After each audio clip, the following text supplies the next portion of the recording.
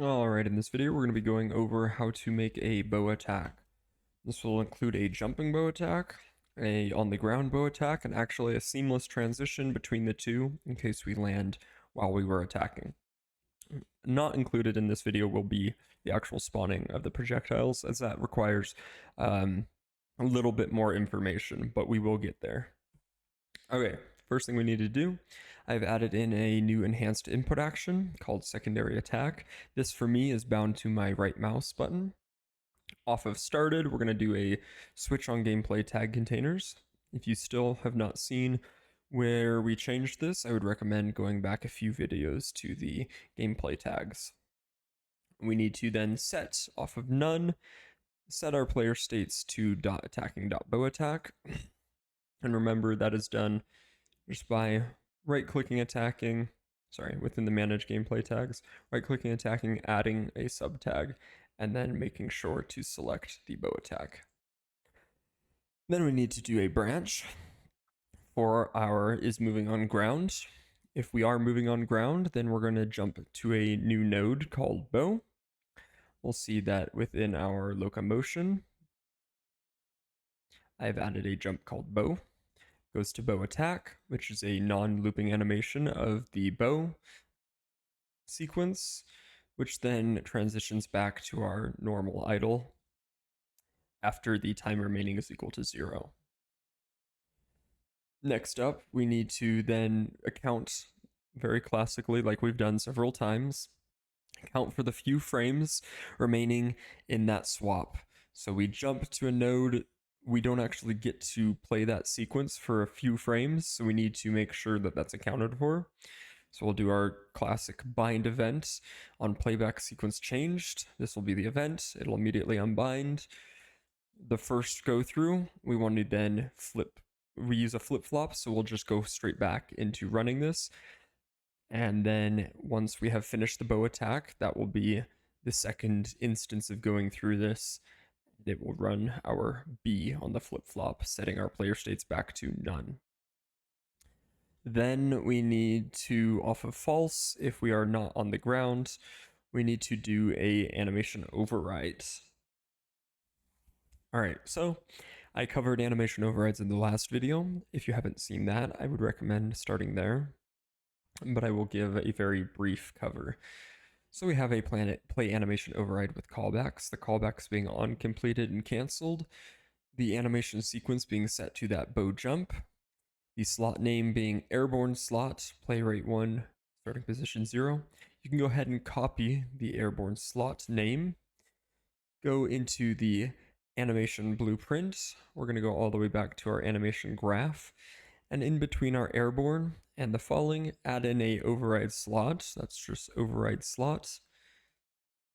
Set its name to airborne slot and its group to airborne group. This is going to be where that animation will play. We won't use the defaults because this is just going to be within the airborne area, and we don't want to potentially override more than we should. On completed, once the animation is complete, we will then set our player states equal to .none.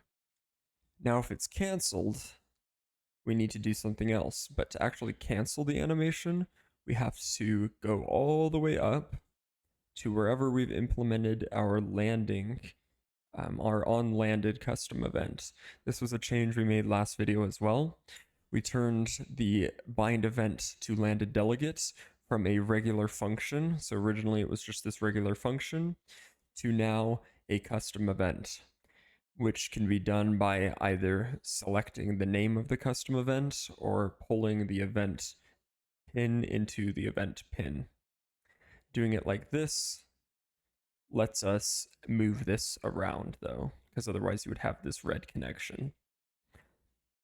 Now, when we land on the ground, so remember this is where we've gone, if we're still at bow attacking, but we land on the ground, we want to have that seamless transition into the regular bow attack.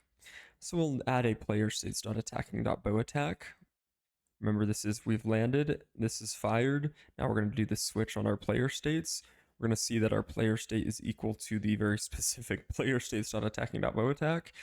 And then we're going to stop animation override by group, being airborne group. So this is how you cancel an animation. Once you run a stop, that will then fire all the way down here, the on canceled. And then from on canceled, we will play animation override with callbacks. Bow, we want this to be in the default. We don't want it to be an airborne because it won't properly override. If it's an airborne, bow doesn't normally play in airborne because we'll be on the ground, so it won't even slightly get injected, so I'll want it in default, or you'll want to add an override slot and call it something like ground or locomotion, and you could inject it into there or override it there. Play rate 1, animation instance, get player, get current playback time as the starting position. So this will actually get the current playback time of the just canceled previous animation, and then we can make that it's the new animation's starting position to allow us to then finish out the animations. Now, on completed, we will then do the player states back to none.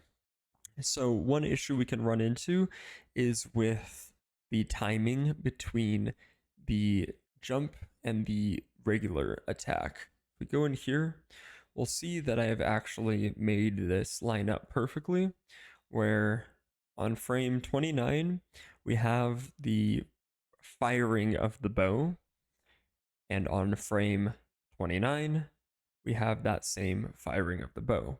If that doesn't line up properly, then you could end up appearing to fire twice. So up until that point, the animation needs to be the same length.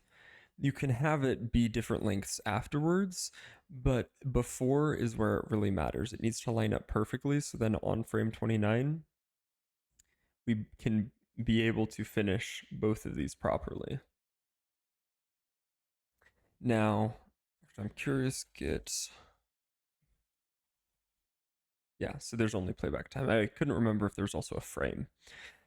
So that'll make sure that we have that beautiful little transition where we can just do that, land on the ground and still transition into the finishing of our bow attack. Otherwise it feels a little bit janky where it gets interrupted. You can have it be interrupted, but I kind of like that where it just finishes it out properly. All right, that should be it for this video. Please feel free to ask any questions if you have any, and I will see you in the next video.